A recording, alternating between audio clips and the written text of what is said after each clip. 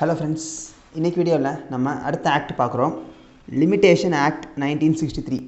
இந்த limitation act அப்படிங்கிறது ஒரு லிமிட்டேஷனை குறிக்குது. லிமிட்டேஷன் எப்படின்னா என்னென்னா, ஒரு டார்கெட்டுன்னு சொல்லலாம், இல்லை டெட்லைன். முக்கியமான டார்கெட் கூட வேண்டாம், டெட்லைன் அப்படிங்கிறது தான் கரெக்டான word.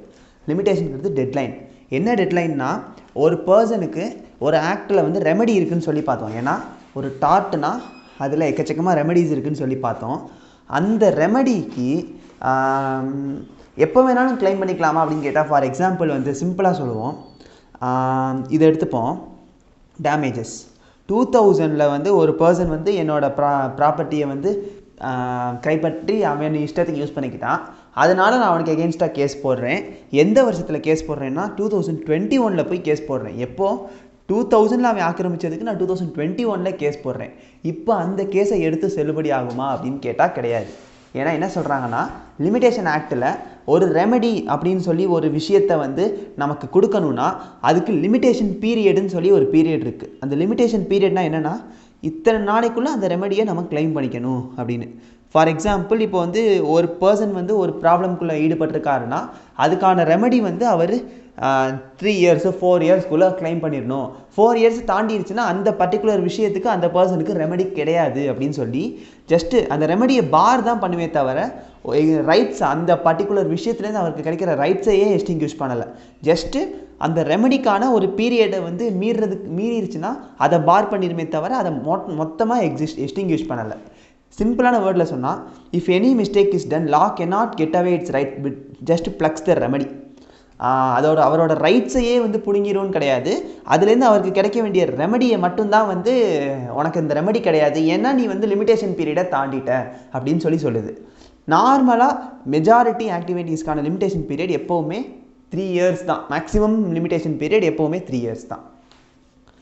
Any suit or appeal or application is made beyond the prescribed period of limitation. It is the duty of the court not to proceed with such courts. சிம்பிளாக சொல்லிட்டாங்க பார்த்தீங்களா. இப்போ ஏ வந்து பியை வந்து அட்டாக் பண்ணியிருக்காரு. பி வந்து ஏக்கு எகென்ஸ்டாக கேஸ் போடணும். பட் அந்த லிமிட்டேஷன் பீரியடுக்குள்ளே தான் கேஸ் போடணும். அந்த லிமிட்டேஷன் பீரியடுக்கு மேலே, ஃபார் எக்ஸாம்பிள் லிமிட்டேஷன் பீரியட் 3 yearsனால் இவர் 4 years கிட்ட தான் வந்து கேஸே போடுறாருன்னா அந்த கோர்ட் வந்து பர்டிகுலர் இந்த ஆக்டிவிட்டி, இந்த அட்டாக் பண்ணி அதில் போட்ட கேஸ் போட்டதுக்கான அந்த ஆக்டிவிட்டியை டீல் பண்ணணுங்கிற அவசியம் இல்லை. Not to proceed. ஏன் நாட் டு ப்ரொசீட்? ஏன்னா அவருக்கான லிமிட்டேஷன் பீரியட் அவர் தாண்டிட்டாரு. அதுதான் இங்கே பாயிண்ட்டு. அடுத்து, exclusion of time in certain cases. இது வந்து சில கேசஸில் மட்டும் இந்த லிமிட்டேஷன் பீரியடுன்னு கொடுத்த லிமிட்டேஷன் பீரியடை தாண்டி ஒரு பர்சன் கேஸ் போட்டுக்கலாம் அப்படின்னு சொல்கிறாங்க. அது என்னென்ன கேசஸ் அப்படின்னு பார்த்தீங்கன்னா, சஃபிஷியன்ட் காஸ், வேலிட் ரீசன். அவர் வந்து இந்த மாதிரி எனக்கு இந்த இவ்வளோ நீங்கள் கொடுத்த டைமுக்குள்ளே என்னால் வந்து கேஸ் போட முடியலை அப்படிங்கிறதுக்கு வேலிடான ரீசன் கொடுத்தாருன்னா அப்போ எக்ஸ்டென்ஷன் பண்ணிக்கலாம். அடுத்து செக்ஷன் 5 சொல்லப்படுற ஆக்டிவிட்டீஸ்க்கெல்லாம் எக்ஸ்டென்ஷன் பண்ணிக்கலாம். அப்புறம் எக்ஸ்டென்ஷன் நாட் பெர்மிசிபிள் எப்போன்னு பார்த்தீங்கன்னா, code of CPC, civil procedure code அப்படின்னு ஒரு கோடை பற்றி நம்ம பின்னாடி படிப்போம். அந்த சிவில் ப்ரொசீஜர் கோடில் சொல்லப்படுற ஒரு ஆக்டிவிட்டியாக இருந்துச்சுன்னா அந்த கேஸில் இந்த எக்ஸ்டென்ஷன் கிடையாது. ஏன்னா சிவில் ப்ரொசீஜர் கோடாக ஃபாலோ, அந்த ஒரு சிவில் ப்ரொசீஜர் கோடுங்கிற ஒரு ஆயுதம் வந்து ஒரு ஆக்டிவிட்டிக்குள்ளே ஒரு கேஸ்க்குள்ளே நுழைஞ்சிருச்சுனாலே அதில் என்ன ரூல் என்ன இது சொல்கிறாங்களோ அதை அப்படியே ஃபாலோ பண்ணணும். எந்த ஒரு எக்ஸ்டென்ஷனும் கிடையாது. ரெண்டு எக்ஸெப்ஷன் இதுக்கும் இருக்குது. சிபிசிக்கும் 2 எக்ஸெப்ஷன் இருக்குது. ஃபர்ஸ்ட் ஒன், லீகல் டிசேபிலிட்டி பேஷனாக இருந்தாருன்னா அந்த லீகல் டிசேபிலிட்டி, ஃபார் எக்ஸாம்பிள் ஏங்கிறவர் வந்து ஒரு டிசேபிலிட்டி பேஷண்ட்டு, இவர் வந்து பிக்கு எகெயின்ஸ்டாக கேஸ் போடணும் அப்படின்னா அவருக்கு வந்து இந்த டிசேபிலிட்டி என்னைக்கு வந்து எக்ஸ்பீரி ஆகுது. ஃபார் எக்ஸாம்பிள் டிசேபிலிட்டினா அவர் வந்து கோமா ஸ்டேஜ்னு வச்சுப்போம். ஃபார் எக்ஸாம்பிளுக்கு அவர் கோமாவில் இருக்காருன்னா அந்த கோமாவில் இருக்கிற ஒரு பேஷண்ட் வந்து பி கிட்ட கேஸ் போடணும்னா அவருக்கும் அதே 3 years தானான்னு கேட்டால் 3 years தான், இல்லைன்னு சொல்லலை. ஆனால் எப்போலேருந்து அந்த 3 years ஸ்டார்ட் ஆகும்னா அவர் கோமாலேருந்து வெளியே வந்து நார்மலாக வந்து திங்க் பண்ணுறக்கூடிய கெப்பாசிட்டி இருக்கிற பர்சனாக எப்போ அவர் மாறுறாரோ அந்த டேட்லேருந்து தான் 3 years கால்குலேட் ஆகுமே தவிர கோமாவில் இருக்கும்போது அந்த பர்டிகுலர் பர்சனுக்கு அந்த லிமிட்டேஷன் பீரியட் ஸ்டார்ட் ஆகாது. அடுத்து, கண்டினியூஸ் ரன்னிங் ஆஃப் டைம்.